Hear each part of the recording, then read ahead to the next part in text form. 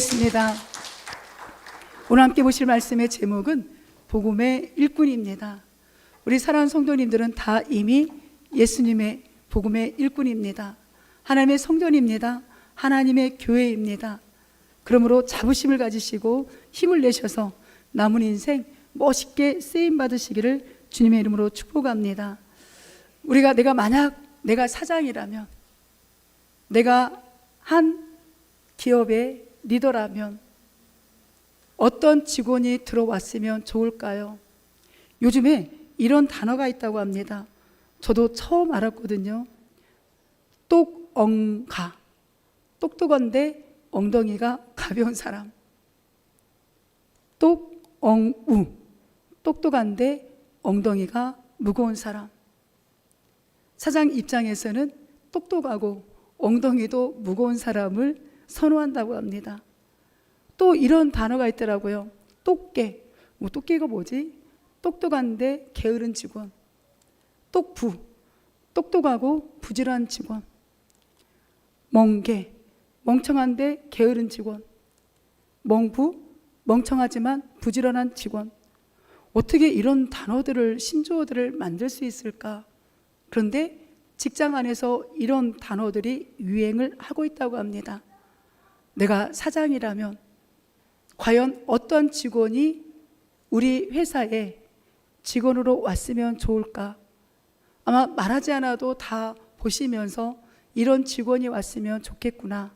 그럼 반대로 우리들도 신앙생활을 하면서 어떤 신앙인이 되어야 될 것인가? 내가 사장이라면, 내가 만약에 하나님이 아니지만 하나님의 입장을 우리가 묵상해 본다라면 어떤 성도가 되었으면 좋을까? 오늘 저는 한 젊은 선교사를 소개하고자 합니다.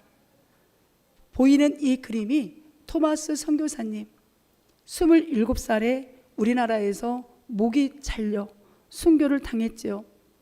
그 보이는 밑에 있는 교회는 오타가 났네. 영국인데 영국에 있는 하노버라는 교회입니다. 이 교회는 10명도 안 되는 작은 교회입니다. 이 토마스 선교사 아버님이 그 영국 하노버 교회의 담임 목사셨습니다. 이 선교사님은 어려서부터 아버지가 비록 성도는 많지 않지만 이 선교에 대한 비전, 이 선교에 대한 헌신을 많이 성도님들과 이 아들에게 교육을 시켰다고 합니다. 이제 이 아들이 성장해서 런던 선교회에 파송을 받아 부인과 함께 중국으로 선교사로 떠나게 됩니다. 근데 이게 웬일일까요? 아니, 하나님의 일을 위해서 그 영국 땅을 떠나 중국으로 갔잖아요. 그럼 어떻게 해야 될까요? 하나님이 이 선교사가 가는 길을 열어줘야 되잖아요. 근데 그때 임신 중이었던 그의 선교사의 사모님, 아내가 4개월 만에, 중국 간 지 4개월 만에 임신 중에 병이 걸려서 사망을 합니다. 그럼 내가 토마스 선교사라면 어떻게 할까? 하나님을 원망하겠죠.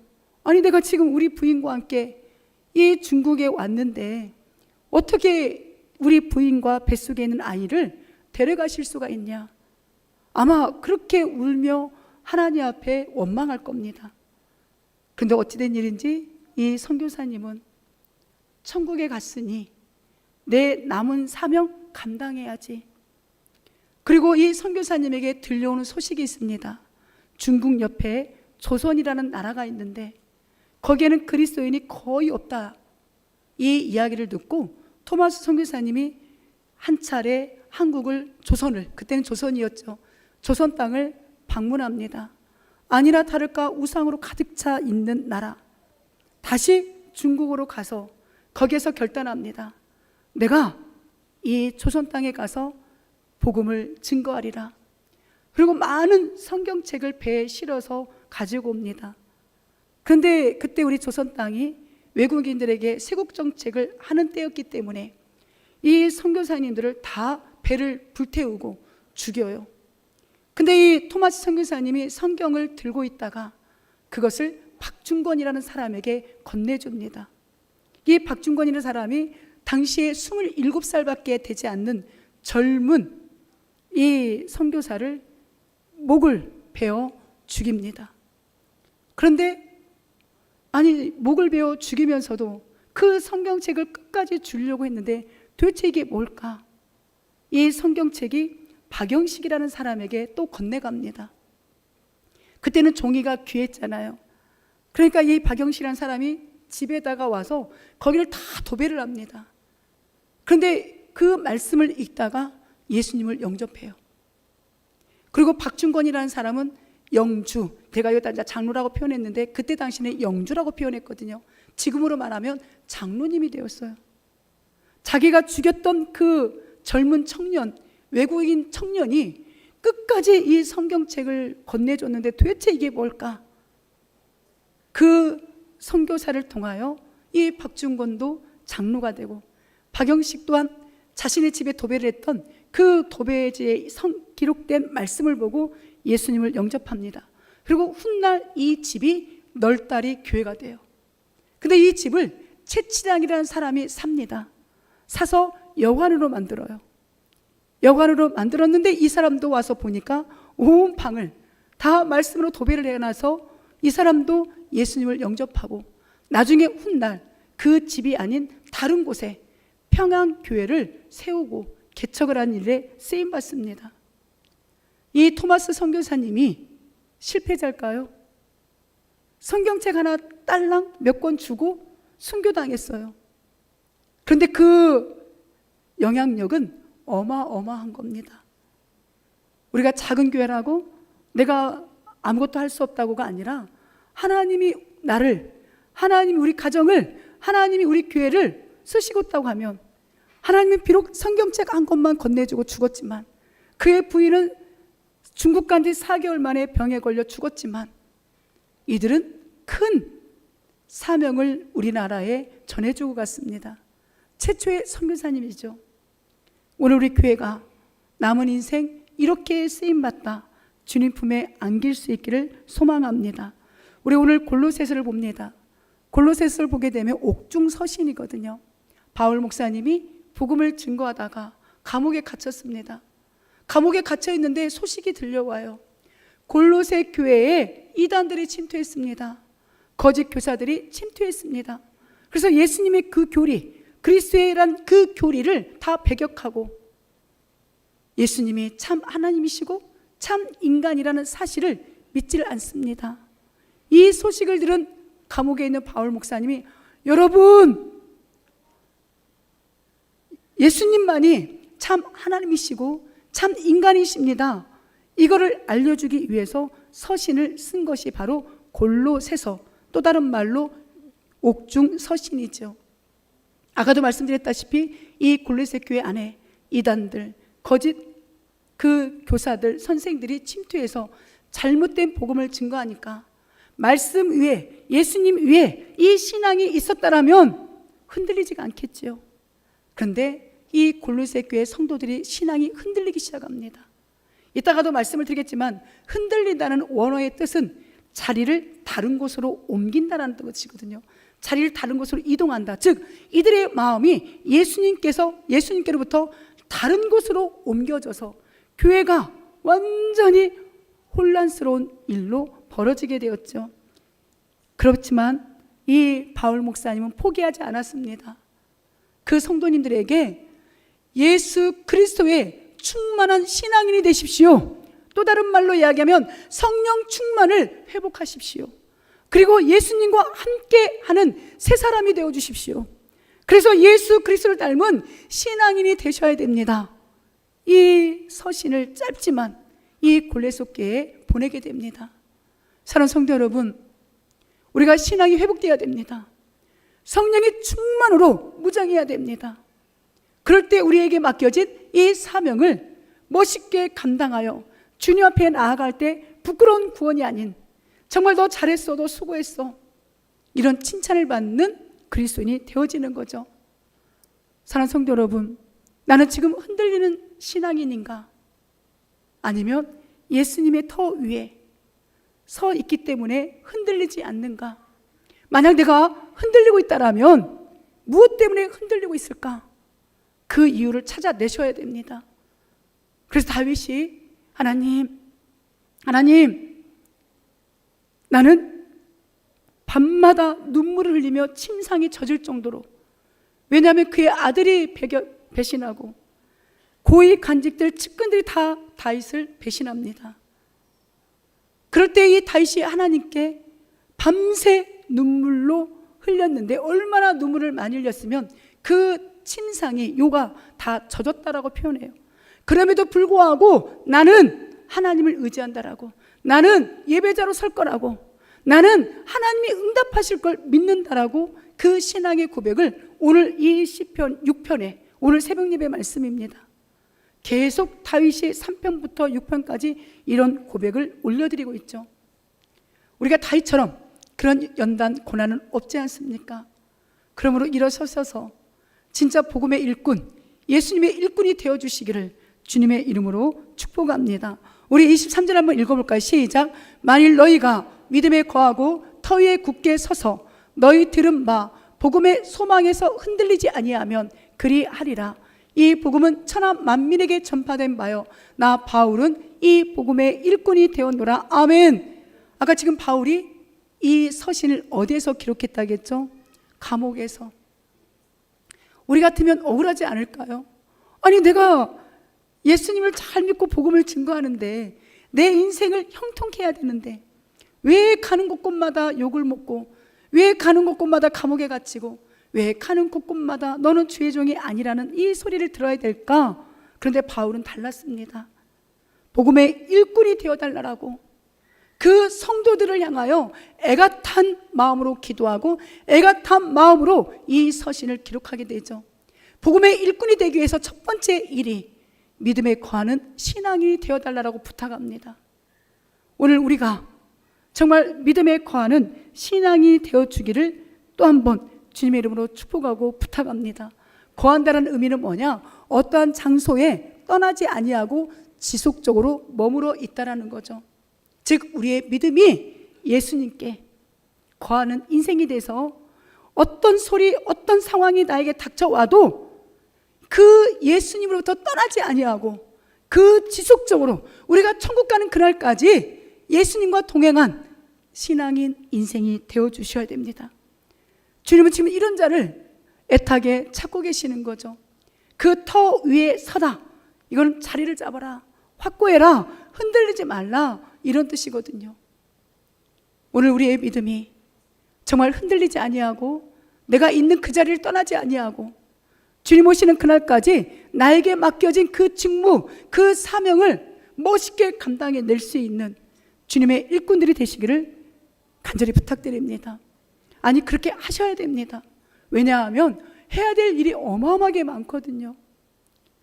이 교회는 예수님의 이름으로 하나가 되는 곳입니다. 제가 지난주에도 말씀을 드렸던 것 같습니다. 예수님의 이름으로 하나가 돼서 무장해서 세상을 향하여 이 복음으로 영적인 싸움을 하는 곳이 교회입니다. 우리가 그렇게 정말 굳건하게 주님의 이름으로 서게 될 줄 믿습니다. 그렇기 때문에 만일 너희가 믿음에 거하고 터 위에 굳게 서서, 이 이야기를 원문대로 한번 해석해 보면, 만일 너희가 터가 다져지고 확고한 상태로 믿음에 계속 머물러 있으면 이란 뜻입니다. 그렇다면 이 터가 무엇일까? 우리는 성경에서 해답을 찾아야 됩니다. 제가 예전에 신학교 처음 들어갔을 때 또 전도지에다가도 몇 개를 만들어서 이 말씀을 항상 기록해 다녔거든요. 고린도서 3장 11절 말씀인데 우리 한번 읽어볼까요? 이 닦아둔 것 외에 능히 다른 터를 닦아둘 자가 없으니 이 터는 곧 예수 그리스도라. 성경에서 성경을 우리에게 해답을 주십니다. 우리의 믿음이, 우리의 터가 예수님이 되셔야 돼요. 그러면 어떤 상황이 와도 물론 눈물은 흘리겠죠. 마음은 아파서. 그렇지만 오늘 새벽에도 제가 우리 성도님들과 함께 나눈 말씀, 기도가 달라집니다. 처음에는 그 문제 때문에 내가 마음 아파하고 때로는 그 사람 때문에 내가 마음이 아픈데 이제는 기도가 달라져요.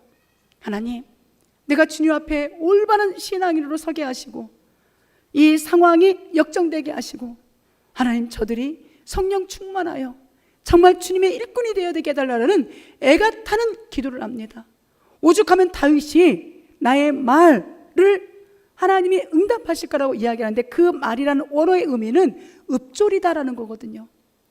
하루 종일 읊조리는 거예요. 하나님 도와달라고, 하나님이 하셔야 된다고, 하나님께 감사하고, 하나님 나를 불쌍히 여기시고, 하나님 이 상황을 면하게 해달라고 계속 읊조린다고 이야기합니다. 오늘 우리의 입술이 계속 하나님을 향하여 읊조리며 나를 도와달라고 간구하여 복음의 일꾼으로 살아가시기를 주님의 이름으로 축복합니다. 아까도 말씀을 드렸지요. 흔들리다는 어떤 장소로부터 이동, 움직이는 거거든요. 내가 어떤 사람이 본래 가지고 있는 그 확신, 즉 우리 그리스도인으로 말하면 예수님에 대한 구원의 확신, 예수님에 대한 믿음의 확신이 있었는데 다른 이야기에 시험이 들고 다른 이야기에 빠져서 이 확신을 붙잡지 않고 다른 것을 붙잡는다는 겁니다. 즉 예수님을 붙잡지 않고 세상의 일을 붙잡는 겁니다. 예수님의 말씀을 붙잡지 않고 사람의 말을 붙잡는 겁니다. 아니돼요. 아니되옵니다. 이상하네요. 예, 왜 사극의 말이 아니되옵니다. 진짜 아니되옵니다. 예수님의 말씀을 붙잡아야 돼요. 진짜 예수님 앞에 우리가 흔들림이 없는 신앙인이 되어야 됩니다. 그런 자를 하나님은 들어 사용합니다. 우리가 쓰임받아야 되잖아요. 우리가 쓰임받아야 되잖아요. 하나님께 정말 쓰임받으려면 우리의 믿음이 흔들리지 않아야 돼요. 이 골로새 교인들은 에브라라는 바울 목사님의 제자가 있었습니다. 골로새 4장 12절에 보게 되면 이 바울의 믿음의 동역자가 바로 에바브라라는 사람이었거든요. 바울 목사님이 감옥에 갇혔습니다. 그러니 이 에바브라라는 사람이 바울 목사님에게 배웠던 그 말씀을 골로새 성도들에게 가르칩니다. 그런데 이들이 그 제자가 가르치는 이 복음이 진정한 구원인 거야? 맞아? 진짜 예수님이 진짜 구원자 맞아? 의심을 하기 시작하는 거예요. 그러니까 이 감옥에 있던 바울은 그들을 향해서 에바브라에게 전했던 복음이 인간에게 주는 유일한 소망이다. 그 예수님을 반드시 붙잡아야 된다. 이 복음의 메시지를 어디서 준 거예요? 감옥에서. 이 복음의 메시지를 내가 힘들어하는 그 고통의 자리에서 전할 수 있는 자가 진정한 그리스도인이지 않을까요? 하나님이 그런 자를 진짜로 기뻐하지 않을까요? 우리의 신앙이 말씀이신 예수님 안에 세워지면 어떤 상황에서도 흔들리지 않습니다. 어떤 상황에서 흔들리지 않습니다. 누구 위에? 말씀이신 우리의 터가 되시는 예수 그리스도 안에 이 신앙이 세워져야 됩니다. 우리 모두가 그렇게 회복되어지기를. 인생 짧습니다. 또 한 번 얘기합니다. 우리 인생 짧아요. 언제 우리가 이 땅을 떠날지 아무도 모릅니다. 그럼 남은 인생 우리 가족 전체가, 우리 교회 전체가 예수님 앞에 귀하게 쓰임받으면 좋잖아요. 그렇게 멋있게 쓰임받다가 주님 품에 안기면 좋잖아요. 우리 자녀들이 그런 인생이 되었으면 좋겠잖아요. 전 정말 우리 모든 성도님들이 이런 인생이 되었으면 진심으로 감사해서 하나님 앞에 미리 감사하며 기도합니다. 우리 주일반교회 모든 성도님들이 세계 열방을 감당하는 그런 마인드로 그런 복을 허락해달라고. 이 세상은 점점 어두워집니다. 점점 어둠의 세력이 우리 많은 그리스도인들, 많은 아이들의 마음까지도 다 붙잡고 있습니다. 그래서 예수님께 나아가야 되는데 예수님께 나아가지 못하는 핑계들을 다 만들어 놓습니다. 근데 이거는 사단이 놓은 올무입니다. 이 올무에서 우리가 속히 빠져나와야 다른 사람을 살리는 일에 우리가 쓰임받게 되는 거죠. 우리 예수님은 천하 만민에게 복음을 전파하고 승천하시기 직전 마태복음, 마가복음, 사도행전에 제자들에게 증거하셨습니다. 그런데 이 사도들이 받아들이는 그 말이 나는 이 말이 더 중요하다고 생각해서 그 말을 적어놓잖아요. 그래서 마태복음, 마가복음, 누가복음, 요한복음을 공관복음이라고 합니다. 똑같은 예수님의 말씀인데 내가 어느 위치에서 듣느냐, 어느 위치에 받아들이냐에 따라 내가 중요하다고 생각하는 부분을 쓰기 때문에 공관복음이라고 하거든요. 오늘 똑같이 우리가 말씀을 듣습니다. 하나님의 말씀을 저도 듣고 있고 우리 성도님들 듣고 있습니다. 그런데 이 이야기를 가지고 한번 우리 같이 어떤 부분에 은혜를 받았어 이야기하면 다 제각기 은혜 받은 부분이 다 다른 것처럼 이 마태도 또한 누가도 마가도 자신이 듣는 그 관점에서 이 예수님의 승천 직전의 말씀을 우리에게 증거하고 있죠. 마태복음 28장은 그 승천 직전 예수님이 하신 말씀을 마태는 이렇게 기록합니다. 너희는 가야 돼요. 교회는 머물러 있는 곳이 아닙니다. 가야 되는 곳입니다. 토마스 선교사님이 우리에게 찾아온 것처럼 우리가 가야 되는 거예요. 어디에? 모든 민족에 가서 무엇을 하라냐? 제자를 삼으라고 합니다. 누구의 제자로? 예수님의 제자로. 그래서 아버지와 아들과 성령의 이름으로 세례를 베풀고 예수님이 그 제자들에게 분부한 것을, 모든 것을 다 가르치라고 합니다. 그때 세상 끝날까지 우리와 함께 하신다라는 이 예수님의 승천 직전의 명령입니다. 이걸 지상 명령이라고 이야기하거든요. 이 명령을 누구는 지켜도 되고 누구는 안 지켜도 되는 게 아니라 예수님을 믿는 우리 모두가 다 지켜야 돼요. 그래서 주 열방교회, 우리 교회 이름이 굉장히 좋은가 봐요. 예수님을 믿지 않는 분들도 우리 교회 이름을 보고 이름의 뜻이 참 거창한 것 같은데 이름의 뜻이 무엇입니까? 라고 물어봐요. 그럼 제가 알려드리거든요. 주님의 은혜로 열방, 즉 모든 민족을 감당하는 교회가 되게 해달라는 뜻입니다 라고 알려드립니다. 우리가 이름을 거창하게 하나님이 우리 교회에 주셨으면 거기에 합당한 삶을 살아가는 것. 왜요? 우리 교회를 그렇게 사용하시고자 하는 하나님의 뜻이 있기 때문에. 또한 이 마가에게는 그렇게 증거했습니다. 너희는 온 천하나 모든 민족이나 똑같은 말이잖아요. 온 천하에 다니며 만민에게 복음을 전파하라. 이것이 깨어있는 교회, 건강한 교회의 사명이요 모습인 겁니다. 우리 또 잘 아는 말씀, 사도행전에 예수님이 또 이렇게 말씀하시죠. 오직 성령이 너에게 임하시면 너희가 권능을 받고 예루살렘에서부터 시작하여 유대와 사마리아와 땅끝까지 이르러 누구의 증인? 예수님의 증인이 되라. 이게 예수님의 명령이었습니다. 지금 마태도 마가도 사도행전은 누가가 지었잖아요. 누가복음과 사도행전은 원래 한 권의 책이었거든요. 근데 어쨌든 이 사도행전도 누가복음도 의사인 누가가 기록했습니다. 어쨌든 이들이 다 들은 이야기는 세계 모든 민족으로 가서 복음을 전파하는 복음의 일꾼이 되라. 이것이 예수님의 명령이셨습니다. 복음 전파를 이게 사명이라고 우리가 믿고 그렇게 기도하시길 바랍니다. 하나님, 내가 그런 일꾼이 되어지게 해달라고, 승천하시기 직전 이 예수님의 명령을 내가 지킬 수 있게 해달라고. 우리는 예수님의 종, 예수님의 제자인데 그 예수님의 말씀에 순종하는 것이 복이라고. 제가 깜짝 놀랄 간증 하나 해드릴까요? 전 놀랬습니다. 말이라도 고마웠습니다. 말이라도 그렇게 해주셔서 너무나 고마웠습니다. 저랑 친한 다른 교회 권사님이 있습니다. 제가 집사일 때부터 항상 같이 기도했던 기도 멤버였거든요.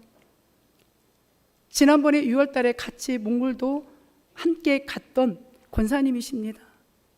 이번에도 몽골도 같이 가고 싶었는데 직장 때문에 못 갔거든요. 이번에 갔다 온 그 영상을 그 권사님에게도 보내드렸었습니다. 보고 싶다고. 그리고 식사 대접을 한다고 해서 지난주에 함께 식사를 했습니다. 근데 그 권사님이 깜짝 놀랄 이야기를 저에게 합니다. 목사님, 이 몽골 사역 반드시 감당 꼭 하셔야 된다. 그래서 내가 웃었어요. 우리 성도님들은 아마 힘드실 겁니다. 저도 돈이 없습니다. 지금 또 2차 부흥 집회를, 전도 집회를 또 지금 거기에서는 계획을 세우고 있다는데 저는 못 갑니다. 근데 이 권사님이 깜짝 놀랄 이야기를 합니다. 목사님, 우리 아들이 내년에 창업을 해요. 그런데 그 아들하고 얘기가 다 끝났다고 합니다. 무슨 얘기가요? 목사님 사역하는데 자신의 가정이 모든 사역비를 다 대준다고. 그러니까 겁내지 말고 주저앉지 말고 목사님 마음껏 사역 감당하고 다니라고. 우리 가정에서 들어가는 모든 비용 다 대주겠다고. 왜 깜짝 놀랐어요. 그러니까 그렇게 기도해달라고. 우리 가정이 그렇게 목사님의 사역에 믿음의 동역자가 돼서 모든 물질을 다 감당하겠다고 그렇게 꼭 기도하시라고. 제가 아멘 했어요. 그래서 웃으면서 그래요. 한 달에 1,000만 원이면 돼요? 할렐루야죠. 제가 할렐루야죠 웃으면서. 그래서 또 그럽니다. 목사님의 이 사역만이 아니라 개인적인 생활을 위해서도 당신 내가 한 달에 후원하겠다고. 아니라고. 그것까지는 아니고 말만이라도 저는 너무 감사합니다. 그러니까 목사님 힘내셔서 그 영상을 보고 너무 좋았나 봐요. 근데 우리는 지난주에 영상이 안 나와서 못 봤잖아요. 영상을 보고 너무 좋아서 이 사역에 하나님 내가 동참자가 동역자가 되게 해달라고, 우리 가정이 모든 사역비를 다 감당하게 해달라고 선언을 했어요. 왜 그럴까요? 선교가 얼마나 중요한가를 알으니까. 복음을 전파하는 것이 얼마나 중요한가를 알으니까 자신은 그렇게 기도한다라는 거예요. 그러니까 목사님도 반드시 기도해 주시라고, 반드시 목사님에게 월 1,000만 원씩을 후원할 수 있는 그런 가정이 될 수 있게 해달라고 기도해 달라고 합니다. 이게 믿음이고 이야기만 들어도 참 힘이 났습니다. 근데 저는 얼마나 믿음이 적은 사람이냐면, 저는 우리 교회가 또 우선입니다. 성도님들을 한 분 한 분을 보면 너무나 지쳐있는 것 같습니다. 그래서 내가 우리 교회를 먼저 세우고, 왜냐하면 제가 전도 집회를 하러 다니니까, 전도 집회를 하러 다니는데 우리 교회의 성도님들이 나의 믿음의 동역자가 돼서 막 같이 으쌰으쌰 가야 되는데 다 주저앉아 있으면 내가 그곳에 가서 뭐라고 복음을 전도를 해야 되나. 하나님, 그래서 제가 강의가 지금 들어오고 집회에 와달라는 데를 다 취소했습니다. 안 가겠다고. 왜 그럴까요? 우리 교회가 먼저 세워져야 되니까. 우리 교회가 먼저 세워져야 내가 어디 가서도 간증하더라도 자신 있게 이런 교회가 돼야 됩니다 라고 이야기를 해야 되는데, 그래서 모든 지금 들어온 집회를 다 취소해버렸어요. 안 간다고. 사랑하는 성도 여러분, 다 쓰임받았으면 좋겠습니다. 기도로 쓰임받으셨으면 좋겠고, 저와의 믿음의 동역자가 되어주셔서 쓰임받았으면 좋겠고, 정말 물질 많이 벌으셔서 저를 도와라는 게 아니라 하나님이 원하시는 그 선교지에 물질의 사역자로 쓰임받으시고, 정말 내가 무엇으로 쓰임받아야 되는가 기도하셔서 그렇게 쓰임받는 교회가, 그렇게 쓰임받는 가정이, 그렇게 쓰임받는 우리의 자녀들이 되게 해달라고 기도하셔야 돼요. 제가 오늘 새벽에도 얘기했지만 어제 우리 건이가 시험을 보느라고 오늘 교회를 못 왔습니다. 제가 어제 전주까지 갔습니다. 밥을 한 끼 사주고 기도해 주려고. 근데 제가 간다는 이야기를 듣고 이제 어느 분이 함께 동참하셔서 우리 아들을 밥값을 다 내주고 와서 내가 그랬는데, 가서 기도해 주고 싶어서. 근데 동기를 데리고 나왔어요. 근데 그 동기도 목사님의 아들이었습니다. 내가 그 친구들에게 해주고 싶은 이야기는, 정말 부모님들이 목사님이시니 어떤 상황에서도 하나님 편에 서서 해야 된다라고. 근데 우리 아들에게도 계속 전화로도, 네가 오늘 이 자리에 못 왔지만, 예배 자리에 못 왔지만 너 반드시 기도해야 된다. 그리고 될 수 있으면 주일날 시험 안 보게 해달라고 기도해라. 네가 어떤 자리에 있던 너는 하나님의 사람이 돼야 된다. 그게 네가 성공하는 비결이라는 얘기를 어제 전화로도 얘기하고 문자로도 계속 제가, 왜냐면 애가 타니까요. 제가 너무 애가 타니까 왜 주일날 시험을 보냐, 왜 그런다냐 니네 학교는. 그럼에도 어쩔 수가 없으니 너 그럼에도 불구하고 너 시험장에 들어가기 전에 기도해라. 네 인생의 주인은 하나님이시다. 만나고 와서도 제가 문자하고 만나고 와서도 제가 전화로 신신당부를 했거든요. 너는 네가 어떤 자리에 있어도 너는 하나님을 위해서 너는 쓰임받아야 된다. 너 진짜 명심해야 된다. 너 진짜 하나님을 위해서 쓰임받아야 된다. 그게 진정한 복이다. 사랑하는 성도 여러분, 우리 성도님들은 나의 영적인 자녀입니다. 우리 성도님들을 위해서 내가 읊조리며 다녀요. 하나님, 일어서게 해달라고, 일어서게 해달라고, 주님께 돌아오게 해달라고. 일어서셔서 진짜 주님의 동역자들이 되어주시기를 주의 이름으로 축복합니다. 베드로전서에 보게 되면 이런 말씀이 기록되어 있죠. 근신하라, 깨어라, 너희 대적 마귀가 우는 사자같이 두루다니며 삼킬 자를 탔나니 너희는 믿음을 굳게 하여 그를 대적하라. 아멘이죠. 이 지금 사탄이 누구를 삼킬까? 우는 사자처럼 찾아다닌대요. 우리가 그 사단에게 지면 안 되잖아요. 사단의 먹잇감이 되면 안 되잖아요. 우리가 하나님의 전신갑주를 입고 그 사단을 이겨야 되잖아요. 승리자가 돼야 되잖아요. 복음의 일꾼이 돼야 됩니다. 그런데 이 사단에게 우리가 져서 사단의 먹잇감이 되면 안 되잖아요. 우리는 누구가? 예수님이 나의 구원자이신데, 예수님이 나의 신랑이신데, 하나님의 자녀로 살아가고 있는데 이 말씀이 얼마나 부끄럽습니까? 대적하라고 이야기합니다. 명령입니다. 무서워하지 말고, 뒤로 물러서지 말고 대적하래요. 우는 사자의 밥이 되지 말라고 이야기합니다. 하나님의 전신갑주로 무장하셔서 복음의 일꾼으로 만민에게 복음을 증거하는 일에 내가 쓰임받으리라, 우리 가정이 쓰임받으리라, 우리 교회가 쓰임받으리라, 나의 자녀가 쓰임받으리라. 이것이 우리의 기도 제목이 되었으면 좋겠습니다. 인생을 살다 보면 신앙생활 나태할 수 있습니다.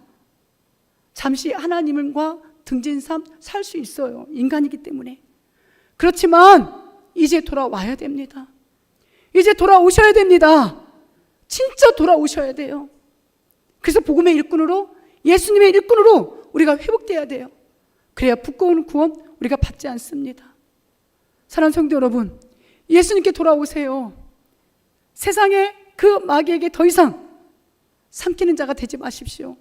예수님은 돌아오면 시편 다윗의 고백이 뭐라고 이야기합니까? 경건한 자라고 표현합니다. 자신도 과거에 하나님 앞에 수많은 정말 살인의 죄까지도 지었지만 하나님 앞에 돌아와 그 죄값은 다 받았지만 하나님이 자신을 향하여 경건한 자라고 칭해 주신다라고. 그러니 돌아오라고 이야기합니다. 너희는 떨며 하나님을 경외하라고 이야기합니다. 예배의 자리로 돌아오라고 이야기합니다. 다윗이 자신을 대적하는 그 무리들에게 이렇게 이야기를 해요. 돌아오라고, 하나님께 돌아오라고. 오늘 우리도 예수님께 돌아오셔서 정말 지쳐있는 신앙인에서 일어서셔서 건강한 신앙인, 정말 주님께 쓰임받는 그런 신앙인의 자리에 나아가시기를 주님의 이름으로 축복합니다. 거미줄이 있습니다. 누에 고치가 있습니다. 이 이야기는 몽골에 갔을 때 강의를 끝나고 오는 차 안에서 그 장로님이 그 말씀을 하시더라고. 이 거미줄과 누에꽃 이야기를 우리 성도님들에게, 거미줄이 되어서는 안 됩니다.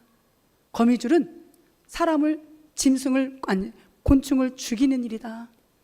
근데 누에꽃이는 실이 계속 나와서 사람에게 옷을 입히는 일이다. 죄송합니다.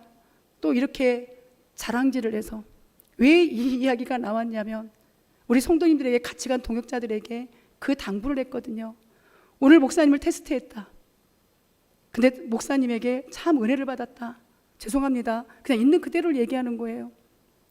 몇 시간을 서서 강의를 하는데 한 번도 막힘이 없이 말씀이면 말씀, 거기에 맞는 간증이면 간증, 누에꽃에서 씨를 뽑듯이 몇 시간 동안 단 한 번도 막힘없이 강의하는데 당신이 놀랬대요. 그러면서 우리 성도님들에게 이런 누에꽃이 같이 살리는 인생이 돼야 됩니다. 거미줄처럼 여러분들의 입으로 나오는 말 때문에 누군가가 죽으면 안 됩니다. 누에꽃이 같이 여러분들의 입술로 나오는 그 말로 살리는 인생이 되라고. 차 안에서 우리 성도님들에게 또 당부를 하셨어요. 그리고 주열방교회가 그렇게 쓰임받는 교회가 돼야 된다고. 그래서 그 자리에서 2,000명을 이야기하는 겁니다. 2,000명을 모아놓고 할 테니 몽골 전 지역을 다 복음화를 시키는데 목사님 와서 쓰임받으라고. 그러니까 우리 심정수사님 그랬어요. 그러면 장로님이 우리 목사님의 스폰서가 돼달라고. 그러니까 한참 생각하시더니 그래야죠. 그렇게 말씀을 하시더라고요. 우리 성도님들의 입에서 나오는 이야기가 누군가를 살리는 이야기가 되었으면 좋겠습니다. 나 때문에 넘어져 있는 사람도 일어서야 되잖아요. 나 때문에 서 있는 사람도 넘어지면 안 되잖아요. 정말 누에고체와 같은 이런 인생을 살아가셔서 로마서에 있는 말씀처럼 보내심을 받지 아니하면 어찌 전파하리요? 아름답도다 좋은 소식을 전하는 자들의 발이여 라고 이야기합니다. 우리의 발걸음이, 우리의 입술이 좋은 소식을 다른 사람에게, 내 자녀들에게, 내 지인들에게, 우리 믿음의 동역자들에게, 더 나아가 예수님을 알지 못하는 자들에게 이 아름다운 예수님의 복음의 소식을 전하는 일꾼들이 되셔야죠. 그럴 때 이 말씀, 제가 제일 좋아하는 말씀입니다. 주께서도 복음 전하는 자들이 복음으로 말미암아 살리라. 아멘이지요. 복음을 증거하면 예수님 우리의 가정에 일을 하십니다. 우리의 자녀의 일을 하십니다. 우리 교회에 일을 하십니다. 우리 직장과 사업장에 일을 하십니다. 그러니 우리는 복음 전하는 일에 매진하셔서 정말 이 마지막까지 복음의 일꾼으로 살아가시기를 주님의 이름으로 축복합니다. 우리 오랜만에 구호 한번 외칠까요? 제가 몽골 땅에요, 한국말을 가르쳐 왔습니다. 매번 10번의 강의를 하는데 그 10번의 강의 때마다 항상 제 강의 안에 우리 외쳤던 거 있잖아요. 가정의 복음화, 민족의 복음화, 세계의 복음화, 내가 주인공이 되자. 처음에는 이제 통역하시는 목사님이 몽골어로 하는데 나중에 한 5번 하니까 한국말을 다 외웠어요. 나중에는 다 한국말로 몽골말이 아니라 이제 딱 새로 강의가 시작되면 듭니다. 그리고 정말 놀랐어요. 한국말로 외칩니다. 특히 이 젊은 친구들은 몇 시간 동안 화장실도 안 가요. 이 아이들이 한 5번 하니까 다 한국말 외워버렸습니다. 우리 오랜만에 우리 한번 외치고, 이렇게 우리 교회가, 이렇게 우리 가정이, 이렇게 내 자신이, 이렇게 우리 자녀가 쓰임받기를 소망합니다. 이 결단을 담아 이 고백 외치고 말씀 마치도록 하겠습니다. 가정의 복음화, 민족의 복음화, 세계의 복음화, 내가 주인공이 되자. 아멘. 이렇게 되시기를 주님의 이름으로 축복합니다. 아멘. 우리 가슴에 손을 얹고 결단합니다.